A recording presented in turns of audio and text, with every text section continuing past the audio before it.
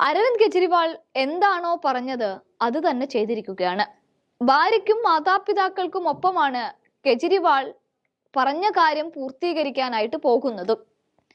ജനുവരി 22-ന് മോദി പ്രാണപ്രതിഷ്ഠ നടത്തിയപ്പോൾ വിട്ടുനിന്നവരിൽ ഒരാൾ കൂടിയായിരുന്നു കെജ്രിവാൾ.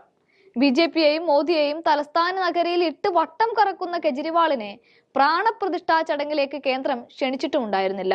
എന്നാൽ ആ ദിവസം ഡൽഹിയിലെ ക്ഷേത്രങ്ങളിലെ പ്രാർത്ഥനകളിൽ കെജ്രിവാളും മറ്റു മന്ത്രിമാരൊക്കെ പങ്കെടുക്കുകയും ആ ദിവസം തന്നെ അന്നദാനമൊക്കെ നടത്തുകയും ചെയ്തത് ഏറെ ശ്രദ്ധയാകർഷിക്കുകയും ചെയ്തിരുന്നു.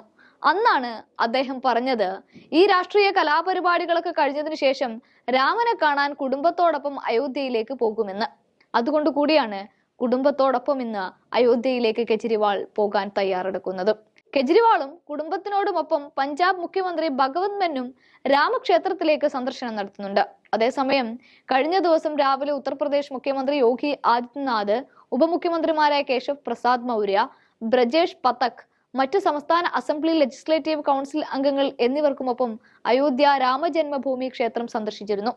ഉത്തർപ്രദേശ് അസംബ്ലി ലെജിസ്ലേറ്റീവ് കൗൺസിൽ അംഗങ്ങൾ ബസ്സുകളിലാണ് അയോധ്യയിലേക്ക് പോയത്. ബാരാബങ്കിയുടെയും അയോധ്യയുടെയും അതിർത്തിക്കടുത്തുള്ള രാമജന്മഭൂമി ക്ഷേത്രത്തിൽ MLA-മാർ സന്ദർശനം നടത്തിയത്. MLA-മാരുടെ വാഹനവ്യൂഹത്തെ വരവേൽക്കാൻ ബുൾഡോസറുകളും നിരനിരയായി ഇവിടെ നിലയുറപ്പിച്ചിരുന്നു എന്നുമൊക്കെയാണ് ഇന്നലെ അയോധ്യയിൽ നിന്ന് വന്ന വാർത്തകൾ.